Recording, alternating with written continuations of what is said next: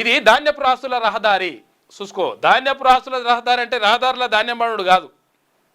కల్లాలు లేక అప్పుడు కల్లాలు కట్టిస్తాం, మంచిగా అట్లా చేస్తాం ఇట్లా చేస్తామని చెప్పేసి కేసీఆర్ చెప్పిండు, అవతల పడ్డాడు, అయిపోయింది. ఇప్పుడు కూడా ఈ ప్రభుత్వం ఏ ప్రభుత్వం కూడా దాని గురించి పట్టించుకో. సరే రైతుల గురించి ఎవరు పట్టించుకోలేదు, అది వేరే విషయం. తినడానికి రైతు కావాలి కానీ, రైతు పండించినటువంటి పంట కావాలి కానీ, రైతులకు కష్టం వస్తే, రైతులకు నష్టం వస్తే పూర్తి స్థాయిలో మేము ఉన్నాననేటువంటి భరోసా ఇవ్వనటువంటి పరిస్థితి కనిపిస్తూ ఉంది. ఇంకా నయం ఇప్పుడు ఏదో పరిహారం ఇస్తా అని చెప్పేసి అంటున్నారు, ఏది పంట నష్టపోయిన వాళ్ళకు. ఇక గతంలో అయితే ఇక అది కూడా లేదు.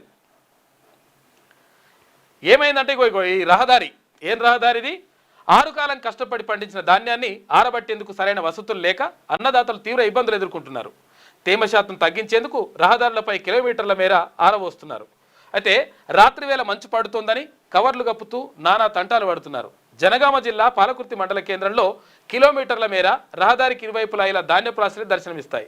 తేమ 17% కంటే తక్కువగా ఉంటేనే ధాన్యాన్ని మార్కెట్కు తీసుకురావాలని చెప్తుండడంతో రోజు ఆరబెట్టాలి. జర్ర వారం వచ్చిందనుకో ఆగమాగం పరిస్థితి. ఈ 17% కాదు 20% ఉన్నా కొంటా అని చెప్పేసి అనరు అట్లా. ఎందుకంటే లాభాలు రావాలి, తర్వాత ఇవన్నీ ఉండాలి, రైతులు నష్టపోయినా పర్లేదు అన్నట్టు ఉంటుంది అన్నట్టు లెక్క. కాబట్టి పాపం రైతులు చాలా ఇబ్బంది పడుతూ ఉన్నారు.